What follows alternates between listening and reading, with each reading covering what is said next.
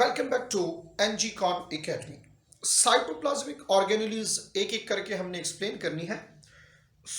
इसमें the very first one जो endoplasmic reticulum है वो पढ़ लेते हैं। तो याद रखिए, एंडोप्लाज्मिक रेटिकुलम यूकैरियोटिक सेल में आपको नजर आएगा इलेक्ट्रॉन माइक्रोस्कोप के थ्रू। और इस इलेक्ट्रॉन माइक्रोस्कोप के थ्रू अगर आप देखेंगे तो ये कैसे लगेगा। So let me draw the structure जो कि आपको इलेक्ट्रॉन माइक्रोस्कोप के थ्रू नजर आता है। गौर से देखिए मेरी तरफ, पहले इसको ड्रॉ करते हैं, फिर इसमें रफ और स्मूथ को अलग अलग करके इसके डिफरेंट फंक्शंस के ऊपर बात करेंगे। ठीक है, पहले ये देखते हैं कि सेल के अंदर ये कैसे पड़ा है। गौर करें, सपोज करते हैं यहां पे ये हमारे पास न्यूक्लियर मेम्ब्रेन है। ज़रा गौर से आप देखें ताकि ये चीज़ें आपके समझ में आ जाए।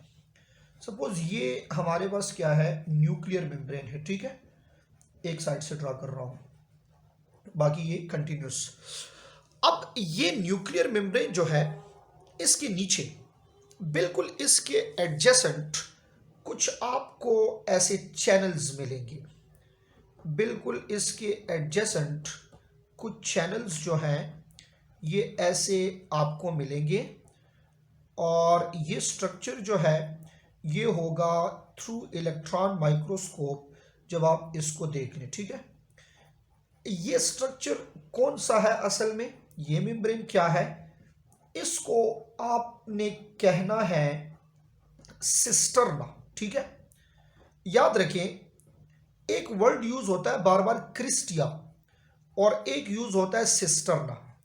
तो क्रिस्टिया का वर्ड जो यूज होगा वो यूज होता है माइटोकॉन्ड्रिया के लिए। ठीक है, क्रिस्टिया ऑफ माइटोकॉन्ड्रिया होता है।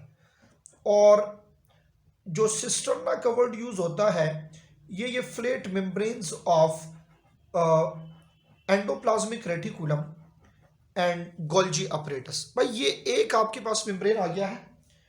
और सेकंड जो आप देखें, अब इसके नीचे ये फर्स्ट वन जो है, this is near to nuclear membrane, adjacent to nuclear membrane. और इसके ऊपर यहां स्मॉल ग्रेन्यूल्स हैं जो कि आप जानते हैं कि ये क्या है, ये राइबोसोम्स हैं। तो इसकी वजह से ये रफ है। That is why this structure is called rough endoplasmic reticulum, RER, rough endoplasmic reticulum. Clear. अब आ जाए, इसके नीचे एक और आपको फ्लैट कुछ मेम्ब्रेन्स नजर आएंगे, बट ये मेम्ब्रेन्स जो है ना, इसके ऊपर कोई ग्रेन्यूल्स नहीं है। ये जो मेम्ब्रेन है इनके ऊपर ग्रेन्यूल्स यानी राइबोसोम्स इसके ऊपर नहीं है। ठीक है, तो these flat membranes structure, these channels, ये असल में आपके पास है स्मूथ एंडोप्लाज्मिक रेटिकुलम। ठीक है, ये हो गया आपके पास SEM, स्मूथ नहीं सॉरी, SER। ठीक है, स्मूथ एंडोप्लाज्मिक रेटिकुलम। भाई ये आपके पास स्ट्रक्चर है। अब मेरी बात गौर से सुने, कुछ सेल्स ऐसे भी होते हैं जिसका ये स्मूथ एंडोप्लाज्मिक रेटिकुलम है ना, उसके नीचे फिर यहां मेम्ब्रेन होगा। जरा मैं इधर एक और मेम्ब्रेन ड्रा कर लूं ताकि ये क्लियर हो। बिल्कुल इधर देखिए गौर से, देखिए ये मेम्ब्रेन मैंने यहां ड्रा किया है। ठीक है, ये कौन सा मेम्ब्रेन है जनाब, ये सेल मेम्ब्रेन यानी ये प्लाज्मा मेम्ब्रेन है। अब आपने एक बात जहन में रखनी है, देखिए इस वक्त मैंने ये स्मूथ एंडोप्लाज्मिक रेटिकुलम ये इस प्लाज्मा मेम्ब्रेन से ऊपर बनाया है।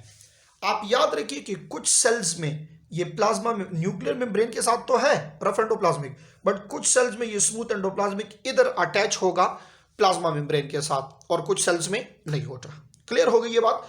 तो ऊपर वाला जो ग्रीन नजर आ रहा है दिस इज रफ एंडोप्लाज्मिक, और जो इसके बाद आपको रेड नजर आ रहा है ये स्मूथ एंडोप्लाज्मिक रेटिकुलम है।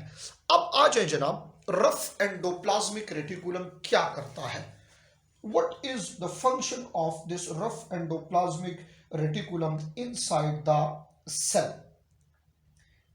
रफ एंडोप्लाज्मिक रेटिकुलम को रफ क्यों कहते हैं? पहली बात तो यह है कि this rough endoplasmic reticulum contain ribosome, इसके ऊपर क्या मौजूद है, राइबोसोम मौजूद है। And as you know that ribosome is the factory of protein, तो इसलिए हम कहते हैं कि रफ एंडोप्लाज्मिक रेटिकुलम इन्वॉल्व है किस चीज में, सिंथेसिस में। बट किस चीज की सिंथेसिस में इन्वॉल्व है, this is involve in the synthesis of protein. अब याद रखें, राइबोसोम असल में प्रोटीन को सिंथेसाइज कर रहा है, तो एक्चुअली ये राइबोसोम प्रेजेंट है इस रफ एंडोप्लाज्मिक रेटिकुलम के ऊपर। दैट इज वाई हम कहते हैं कि ribosome is involve in the synthesis of protein. Clear हो गई ये बात। जब ये प्रोटीन इससे बन जाए, इसके अंदर जब ये प्रोटीन बन जाए, तो ये प्रोटीन या तो एक्सपोर्ट होगा, export to outside the cell with the help of what, through cell membrane। आसान सी बात है। और अगर इसकी जरूरत नहीं है बाहर, और देखें या तो ये स्टोर हो गया है और दिस में B store in cytoplasm. Clear, दो कंडीशंस है। जब रफ एंडोप्लाज्मिक इसको बनाएगा तो या तो ये स्टोर हो जाएगा और या एक्सपोर्ट हो जाएगा बाहर, अगर बाहर इसकी जरूरत है।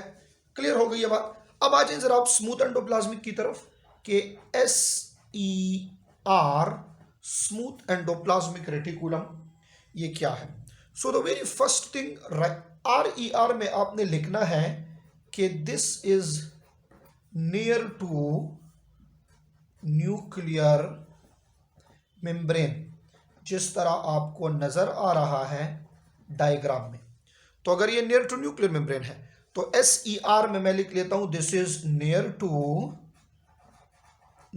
To plasma membrane. अच्छा मेरी बात सुने, अगर इस रफ एंडोप्लाज्मिक के लिए इस नियर की जगह आप एडजेसेंट का वर्ड यूज करें तो ज्यादा बेहतर होगा। तो फिर स्मूथ के लिए आप नियर आर एडजेसेंट, या जिस तरह मैंने बताया ना, कुछ सेल्स में नियर टू प्लाज्मा मेम्ब्रेन है, कुछ सेल में एडजेसेंट टू प्लाज्मा मेम्ब्रेन है कुछ सेल्स में। क्लियर हो गई ये बात, यहां तक आपको समझ आ गई है। अब जिस तरह रफ एंडोप्लाज्मिक के फंक्शंस हैं, इस तरह स्मूथ एंडोप्लाज्मिक के भी फंक्शंस हैं।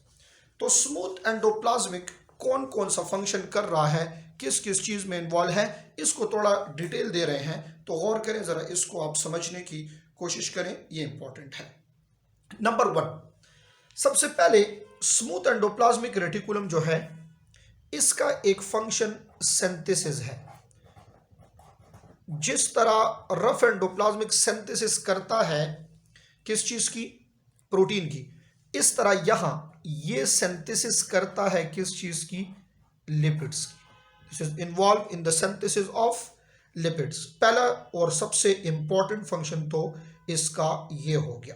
Clear. Second, smooth endoplasmic reticulum is involve in circulation. अगर आप समझ रहे हैं कि सर्कुलेशन विद इन बॉडी, तो गलत समझ रहे हैं। सर्कुलेशन विद इन बॉडी नहीं, बल्कि circulation within cell. Circulation within cell करेगा ये, बॉडी के अंदर नहीं। बॉडी के अंदर तो अपना सर्कुलेटरी सिस्टम है, उससे सर्कुलेशन हो रही है, बट ये जो सर्कुलेशन कर रहा है, ये किस चीज की सर्कुलेशन कर रहा है, ये विद इन द सेल जो सर्कुलेशन होगी, material from one organelle to another organelle, ये होगी आपके पास सर्कुलेशन। क्लियर हो गई ये बात। नंबर 3, एक और फंक्शन है इसका, जिस तरह की detoxification. Now what is detoxification here, तो किस चीज की डिटॉक्सिफिकेशन करेगा, ये असल में करता है डिटॉक्सिफिकेशन किस चीज की, हार्मफुल ड्रग्स की। हार्मफुल ड्रग्स जो होंगे उसकी ये करेगा डिटॉक्सिफिकेशन। क्लियर हो गई ये बात। कुछ और भी फंक्शंस हैं कुछ सेल्स में, नॉट इन ऑल सेल्स। ये करता है impulse transmission. Impulse transmission, but ये कुछ स्पेसिफिक सेल्स हैं, जिस तरह के हमारे पास नर्व सेल्स, नर्व सेल्स में इंपल्स ट्रांसमिशन करेगा और मसल सेल्स में इसमें इंपल्स की ट्रांसमिशन करता है। बट याद रखिए ये भी विद इन द सेल, ठीक है, impulse transmission within cell, ये भी किसका काम है, ये काम है जी स्मूथ एंडोप्लाज्मिक रेटिकुलम परफॉर्म कर रहा है। एक और फंक्शन इसका मैकेनिकल सपोर्ट, तो ये सेल को सपोर्ट दे रहा है, किस तरीके से सपोर्ट दे रहा है, जो शेप की मेंटेनेंस है, मैकेनिकल सपोर्ट देगा तो उसकी वजह से यहाँ पे सेल क्या होगा, उसका जो शेप है ये एक स्पेसिफिक शेप मेंटेन होगा। तो maintenance of shape is also the function of what, the function of smooth endoplasmic reticulum. Clear हो गई ये बात। अब आपकी बुक में एक पॉइंट लिखा है जिसके ऊपर हेडिंग है डू यू नो, क्या आप जानते हैं कि स्मूथ एंडोप्लाज्मिक रेटिकुलम लिपिड कैसे बना रहा है। तो उसमें दो बातें लिखी है, जरा मेरी तरफ गौर करें। आपके पास लिपिड का एक यूनिट है ग्लाइसरॉल और दूसरा यूनिट है फैटी एसिड, ठीक है। तो असल में ये क्या कर रहा है, स्मूथ एंडोप्लाज्मिक रेटिकुलम इन दोनों को कंबाइन कर लेता है। जब ग्लाइसरॉल और फैटी एसिड को कंबाइन कर लेता है तो फिर क्या करता है, इसको भेज देता है टुवर्ड द गोल्जी बॉडी। तो गोल्जी बॉडी का मेन काम होता है इसको पैक करना। जब ये इसको पैक कर दे तो फिर ये इसको एक्सपोर्ट कर देता है। इस तरह डिफरेंट लिपिड्स बन जाते हैं। यानी आपके पास बेसिक यूनिट ग्लाइसरॉल और फैटी एसिड है तो पहले स्मूथ एंडोप्लाज्मिक इन दोनों को कंबाइन कराएगा। जब इन दोनों को कंबाइन करा दे तो फिर इसको भेज देगा कौन से किस चीज की तरफ, कौन सी ऑर्गेनेली की तरफ, गोल्जी अपरेटस की तरफ। गोल्जी अपरेटस इसको पैक करेगा और इसको एक्सपोर्ट कर देगा। सो द बेस्ट एग्जांपल जो आपके बुक में डू यू नो के नीचे लिखे हैं वो है different hormones like corticosteroid, adrenal cortex and sex hormone, testosterone, oestrogen.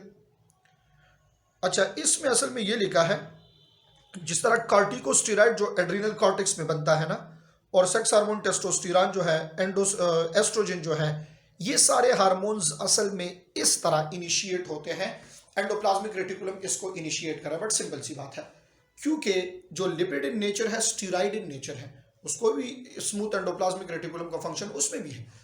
तो मेन बात असल में यहाँ पे ये कही गई है कि actually the smooth endoplasmic reticulum is involved in the synthesis of lipids. Clear हो गई ये बात? This is all about endoplasmic reticulum, rough and smooth.